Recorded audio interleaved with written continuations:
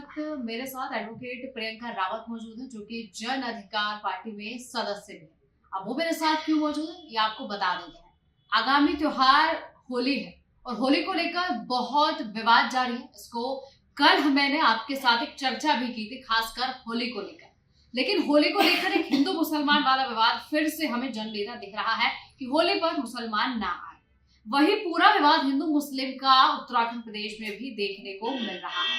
मैंने कहा है वो तो आप समझ गए होंगे कि मदरसों पर लगातार गाज गिर रही, तो जो मुस्लिम समुदाय है वो विरोध कर रहा है कि हमें आप क्यों सीज कर रहे हैं, आप क्यों बंद कर रहे हैं। लेकिन वही प्रशासन का दूसरी तरफ कहना है कि कोई आपके पास डॉक्यूमेंटेशन नहीं है, नक्शा पास नहीं हुआ है, तो आप कैसे मदरसे बना सकते हैं। अब जब एक बार चीजें हो जाती हैं तो फिर पूरा मामला घूमकर हिंदू मुसलमान पर आ जाता है। अब तमाम तरह की चीजें उठ रही है, हम मंदिर बंद करवाएंगे, हम वहां पर आकर नमाज पढ़ेंगे, हम उधर जाकर हनुमान चालीसा पढ़ेंगे, तमाम तरह की चीजें आप जानते हैं कि ये प्रदेश में हो रही है। तो एडवोकेट प्रियंका रावत का क्या कहना है? हालांकि जैसे मैंने आपको बताया कि मुस्लिम समुदाय लगातार विरोध कर रहा है कि मस्जिदों पर, मदरसों पर ही आपका ध्यान क्यों, उनको ही बंद क्यों किया जा रहा है। तो जानते हैं प्रियंका रावत जी को क्या कहना है, क्योंकि जन अधिकार पार्टी के वो सदस्य भी हैं, तो क्या कुछ कहना है, क्यों ये एक अराजकता का माहौल पूरे प्रदेश में फैल रहा है। प्रियंका जी नमस्ते, जय श्री राम, जय हिंद, जय भारत, जय उत्तराखंड। देखिए, समाज में अभी आप जो हिंदू मुस्लिम वाला विवाद है बहुत चरम सीमा पर है। और देखिए, मैं बहुत ही, मेरा मन हृदय बहुत ही शुद्ध है कि देखिए, ईश्वर ने हमें सिर्फ इंसान बनाकर पैदा किया है। हमारे अंदर वो ही खून है, हमारे दो हाथ है, दो पैर हैं, दो आंखें हैं, और हमारा मस्तिष्क जो है वो भी ईश्वर की ही देन है। वो सही गलत उसको हमें अपने दिमाग के अकॉर्डिंग हमें उसको ढालना है। तो देखिए, अभी जो शासन प्रशासन जो बिल्कुल डंडा चला रही है, एक तरफा कार्रवाई कर रही है, इसका मैं घोर विरोध करती हूँ। और ये जो है ये इलीगल है। अगर एक समुदाय को आप टारगेट करें कि वो मदरसे अवैध हैं, अगर वो मस्जिदें अवैध हैं, तो देखिए उसके लिए हमारा संविधान है, हमारा देश संविधान से चलता है, हमारा देश कानून से चलता है। तो देखिए, आपने उन्हें जैसा मैंने अभी एक इंटरव्यू में सुना था कि उन्होंने सेम डे उन्होंने पहले तो उनको नोटिस इशू किया कि आप अपना जवाब रखें कि आपकी मस्जिदें और मदरसों के जो स्थापना है उसके क्या डॉक्यूमेंट है। तो उन ऑनरशिप के रिगार्डिंग उन्होंने उससे जवाब मांगा, और उसके तुरंत बाद ही सेम डे उन्होंने मस्जिदों को सीज कर दिया। ये इलीगल प्रोसीडिंग हुई है, ये कानून, ये नेचुरल जस्टिस नहीं है। प्राकृतिक न्याय का सिद्धांत कहता है हिंदू मुस्लिम चाहे कोई भी, चाहे हमारे मंदिर हो, चाहे गुरुद्वारे हो, चाहे मस्जिद हो, अगर वो अवैध स्थापित हुई है तो तब शासन प्रशासन कहाँ था जब वो बनाई गई थी? तब क्या शासन प्रशासन क्यों मौन था? और रही बात अवैध की, तो आप देखिए अभी हमारे कितने मिनिस्टर हैं, कितने नेता विधायक हैं, कितने लोग ऐसे, हमारे बहुत सारे एडवोकेट्स ऐसे हैं जिन्होंने इलीगल कंस्ट्रक्शन कर रखे हैं। जिन्होंने, आप चंद्रमणि आर्केडिया में चले जाइएगा, वहां पर एक इंटर कॉलेज है, जानकी इंटर कॉलेज है, वहां पर आप जाकर के देखिए, वहां पर बहुत सारी जमीनें ऐसी है जो वन विभाग के नंबर पर बनी हुई है। क्यों शासन प्रशासन कार्रवाई क्यों नहीं कर रहा है? वहां की जनता चीख चीख के कह रही है हिंदू, वो भी तो हिंदू है ना। तो उनके खिलाफ बहुत सारे प्रार्थना पत्र भी जा चुके। दोनों अधिवक्ता हमारे बार एसोसिएशन देहरादून के ही मेंबर हैं। उन्होंने इतना जमीनें फर्जीवाड़े किए हुए हैं, उनकी इतनी बिल्डिंगें लीगल बनी हुई हैं, एमडेट से नक्शे पास नहीं है, बहुत सारे गुर्गे वहां पर हैं। तो वहां पर शासन प्रशासन ने रिटर्न में कंप्लेंट गई है, आप जब चाहे मुझसे एविडेंस ले सकते हैं। तो शासन प्रशासन मुस्लिमों को, आप ये देखिए धर्म क्या कहता है। अभी कुमार विश्वास का जब मैंने इंटरव्यू देखा, आप देखिए वहां पर मैंने सुना कि अपने अपने राम, अब हमारे सनातन धर्म में सही में अपने अपने राम हो चुके हैं। मेरे राम तो कहते हैं कि अगर मेरे राम अगर अभी धरती पर होते तो इस टाइप की जो घिनौनी हरकतें जो एक मुस्लिम समुदाय को टारगेट कर रहे हैं, आप ये देखिए रोज रमजान का समय चल रहा है, आप एक उनकी धार्मिक भावना को आघात फैला रहे हैं। आप देखिए किस प्रकार से भूखे प्यासे होके, आप देखिए आप इतना गलत उनके साथ कर रहे हैं, इतना अन्याय कर रहे हैं। मैं तो प्रभु श्री राम से यही प्रार्थना करूंगी कि ईश्वर, आप अगर धरती पे हैं, मैंने तो देखा है पर कुछ असामाजिक तत्वों ने नहीं देखा है, ईश्वर धरती पर है। आप देखना जिस प्रकार से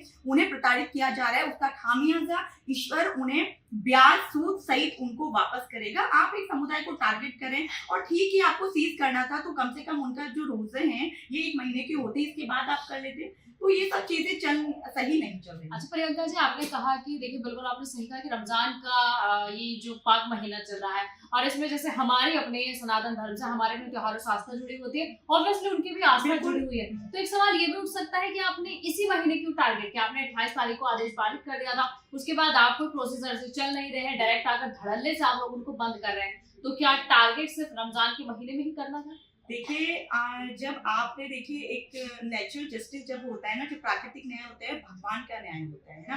आज के टाइम पे तो जुडिशरी बेमान हो चुकी है, वकील भी बहुत सारे ये नहीं कि सभी लोग एक जैसे हैं।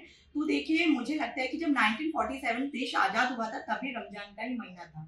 आप देखिए उस टाइम पे जब देश आजाद हुआ था, हमारे से बहुत सारे मुस्लिम जो लीडर्स थे हमारे, उन्होंने हमारे देश को आजाद कराने के लिए अपना बलिदान दिया था। उसमें थे जैसे मौलाना पीर अली खान थे, मौलाना अबुल कलाम थे, बेगम हजरत महल थी, बहुत सारे मुस्लिम लीडर्स थे जिन्होंने हमारे देश के लिए बलिदान दिया और देखिए देश को आजाद भी कराया। अब देखिए आज भी वही समय है कि रमजान का महीना चल रहा है, तो हो सकता है ईश्वर कुछ ना कुछ करना ही चाहता है। 2013 में आप देखिए प्राकृतिक आपदा आई, लेकिन आप देखिए कि धर्म तो है, ईश्वर तो है, केदारनाथ बाबा जी का ही मंदिर बचा, बाकी कितना तहस नहस हुआ था। तो देखिए इस प्रकार से आप उन्हें टारगेट कर रहे हैं, तो मुझे लगता है कि ईश्वर ने ही कुछ अच्छा करना है। जब भी एक सैलाब आता है तो उसके बाद कुछ अच्छा ही होता है, लेकिन आप उनको आप उनके साथ अन्याय कर रहे हैं, आप उनकी बददुआएं ले रहे हैं। तो आप अगर हम सनातन के मानने वाले हैं तो हम किसी की भावना को ठेस पहुंचा करके हम भगवान की प्रार्थना अगर करेंगे तो वो बिल्कुल बेकार है आपकी पूजा पर। क्या प्रियंका, जब आपकी आगे मांग है कि ये जो माहौल एक चल रहा है इस पर कब आखिर अंकुश लगेगा? क्या लोग आपस में ऐसे हम आपस में ही खुद को बांट लेंगे क्या आने वाले समय में? क्या आप कहना चाहेंगे? देखिए ये तो शासन प्रशासन को देखना चाहिए ना। हमारे देखिए हम तो अपने देश के प्रधानमंत्री जी हैं नरेंद्र मोदी जी, हमारे जो मुख्यमंत्री जी धामी जी हैं, यूपी के मुख्यमंत्री योगी आदित्यनाथ जी हैं। देखिए ये सब तो लीडरशिप, देश जो है संविधान से चलेगा, मैं बार बार कह रही हूँ। तो हमारे संविधान में धर्मनिरपेक्षता को एक वो दिया गया है और धर्म के आधार पे हमें बांटा नहीं जा सकते, जाति के आधार से हमें बांटा नहीं जा सकता है। अभी मैं आपको एक चीज और बताऊंगी। अभी हमारे एक एडवोकेट है साकिर हुसैन है डोईवाला के, तो उन्होंने हमारे हिंदू एक लड़का है, उसका नाम है नकुल जोशी, वो कैलाश हॉस्पिटल में अभी एडमिट है। तेज बुखार के कारण उसकी जो प्लेटलेट थे वो डाउन हो चुकी है। तो नकुल जब साकिर हुसैन को वो मैसेज किया तो साकिर हुसैन ने एक जो ब्लड डोनेट एक समिति है वहां पर उसको अपना मैसेज सर्कुलेट किया, तो वहां पर बहुत सारे मोमडन्स आए। देखिए सबसे बड़ी बात है, कितनी अच्छी बात है कि रमजान का महीना चल रहा है, रोजे चल रहे हैं भूखे प्यासे, और वो उसमें उनका जो नाम है वो है रायपुर निवासी असलम खान ने वहां पर आकर के एसडीपी डोनेट की नकुल जोशी को। अब आप मुझे बताइए, अब नकुल जोशी को जो ट्रीटमेंट की जरूरत थी, एसडीपी जो दी गई वो एक मोमडन ने दी। अब बताइए, अब वो हिंदू रहा या मुस्लिम रहा, आप बताइए।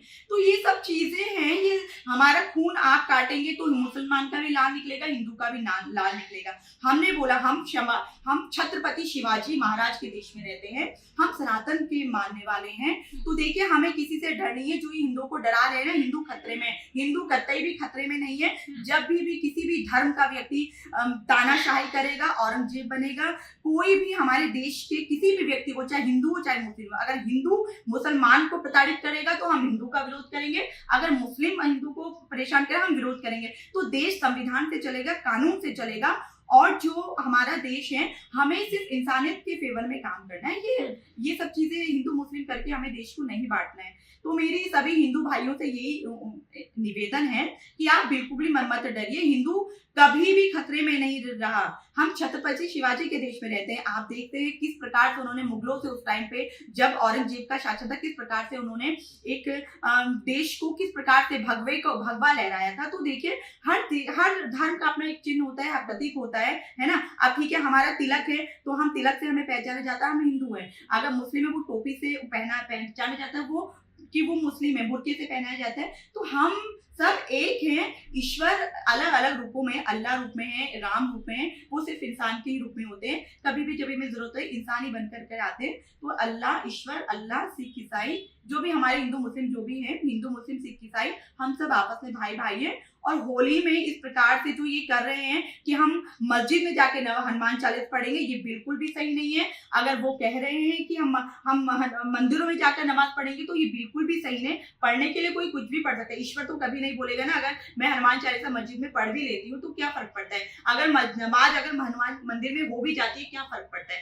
आज हमारे बहुत सारे हिंदू वो बोलते हैं कि ये गाय को काटते, तो गाय का मीट तो हमारे बहुत सारे हिंदू भाई भी खा रहे हैं। आप तिब्बती मार्केट में चले जाइए, आप कहीं भी चले जाइए, बहुत सारे वहां पे बीफ के मोमोज मिल रहे हैं, बहुत सारी चीजें हैं, मैं बोलना नहीं चाहती हूँ। लेकिन देखिए, हमारा देश संविधान से ही चलेगा। यहाँ जिस धर्म के साथ अहिंसा होगी, गलत होगा, उसके लिए हमारी जो जनाधिकार पार्टी है वो आवाज उठाएगी। हमें देश में शांति व्यवस्था कायम करना है, हमें उत्तराखंड में शांति व्यवस्था कायम करनी है। हम पहाड़ी लोग हैं, हम गढ़वाली लोग हैं, हम सीधे साधे लोग हैं। अगर हमें इस प्रकार से डराया भड़काया जाएगा, हमें इन लोगों को भड़कावे में नहीं आना है। ठीक है, ठीक है। ये सुना आपने प्रियंका रावत जी के विचार, जो कि काफी सराहनीय है, क्योंकि उन्होंने बहुत सही बात कही कि देश संविधान से चलता है और ये हम सब जानते हैं कि उसमें तमाम तरह के कानून और हमारे अधिकार लिखे गए हैं। क्यों आपस में हमें खुद ही बांटना। भगवान आकर नहीं कहते, जैसे उन्होंने कहा कि भगवान आकर नहीं कहते कि अगर आपको मेरी पूजा करनी है तो आप मंदिर में करिए, मस्जिद, आपका जहां मन है आप वहां करिए। तो इंसान होकर आपस में ना बांटा जाए। अब देखते हैं कि कब तक सभी चीजों पर अंकुश में हाथ जोड़कर निवेदन है, माननीय मुख्यमंत्री, हमारे यशस्वी मुख्यमंत्री, अगर ये वीडियो मैं प्रधानमंत्री नरेंद्र मोदी जी को जाती है, मैं हाथ जोड़ के निवेदन करती हूँ, रमजान का महीना है, जो मदरसे मस्जिद सीज किए गए उनके तुरंत खोला जाए और नमाज, इसके बाद उनको नोटिस दें और लीगल प्रोसीडिंग को फॉलो करें। उनको नोटिस दें, कोर्ट कचहरी है वो अपना जवाब देंगे, एविडेंस आएगी, डॉक्यूमेंट्री आएगी और जो सारी एविडेंसेस आएगी, कोर्ट डिसाइड करेगा ना। इस प्रकार से आप उन पे एक क्या बोलते हैं, जबरदस्ती थोप रहे हो और उन्हें अराजकता, मतलब वो फिर भी, मैंने उनका स्टेटमेंट देखा, मैं नहीं उनको स्टेटमेंट देखा, वो फिर भी संविधान की बात कर रहा है। अगर देखिए आप देश को इसी तरीके से बांटेंगे तो यहाँ राम राज्य कभी स्थापित नहीं हो पाएगा। और प्रभु श्री राम कभी भी नहीं कहते कि किसी भी व्यक्ति को परेशान किया जाए, और वो भी रमजान के पाक महीने में, तो ये बहुत अधर्म ये किया जा रहा है। ठीक है,